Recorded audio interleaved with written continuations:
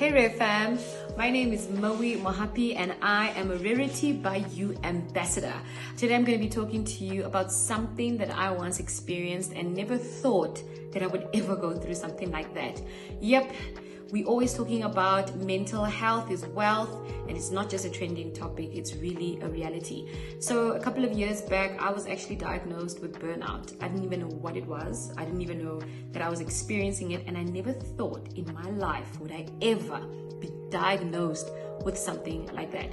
All I knew is that I was always tired, didn't have an appetite, didn't have any ambitions, no motivation, and no drive to do anything.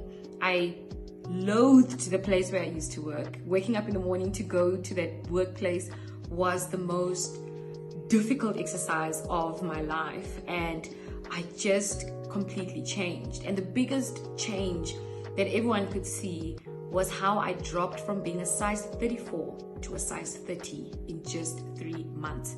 It took me sitting into a doctor's consultation room for them to tell me that you're suffering from burnout, and that's why you can't sleep, that's why your brain doesn't switch off, that's why you can't eat, that's why you have no emotions, no motivation, no ambition.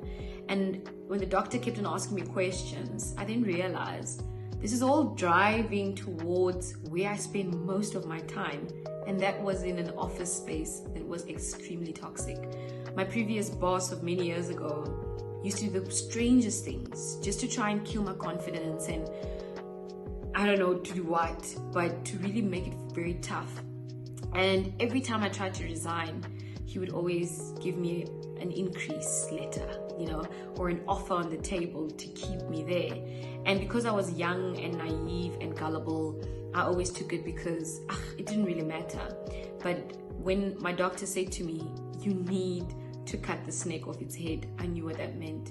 It meant that I really had to walk away, and going back kind of regained me my strength of walking into that office and putting my resignation on the table again and saying, but this time I'm not accepting any gestures. You can promise me diamonds and pearls, it's not going to work. I'm not interested. I'm going to take care of myself first. And that was my first step. It's when you basically need to work on my self-recovery journey, and that took me drinking enough water to rehydrate myself, because after an ordeal like that, you become dull, you become almost like faint, everything about you just signifies weakness. I had to make sure that I'm taking care of my skin, doing my daily routines with the masks and the serums and the whatevers. And that actually made me feel good, because I loved seeing what I saw in front of the mirror after many months of not liking who I was. And I started exercising, and no one understood. They were like, you're so skinny, why are you exercising? Because I was a size 30. And I said, but I'm not doing it for weight. I'm actually doing it so that I can get enough oxygen to my brain, and so that I can just feel fresh and revived again, like I'm working towards something. And I was working on gaining my weight back, eating again, but eating healthily, spending time with people that I love, going out again, and just experiencing life again. And whenever I felt like the bottle was full, I would always take my journal and write out all the emotions and the feelings that I was going through. And that's quite important, and that's part of the most important parts of the healing journey, is to have an outlet on how you get rid of all those emotions that are just hanging on your shoulders, And it really helped me a lot to write it out, because it was almost like I was just lifting it off and putting it on paper.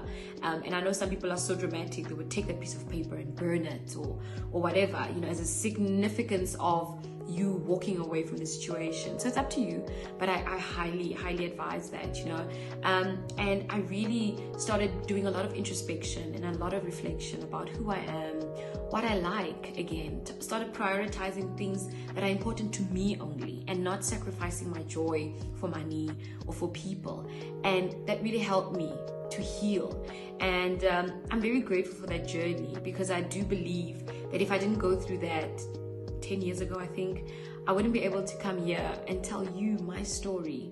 And here at RaritybyU, we believe in sharing our story for the glory of God, because we know there's someone out there that's going through the same thing or something similar, and they all feel alone. Today, I'm saying to you, this too shall pass. Take care of yourself. Bye.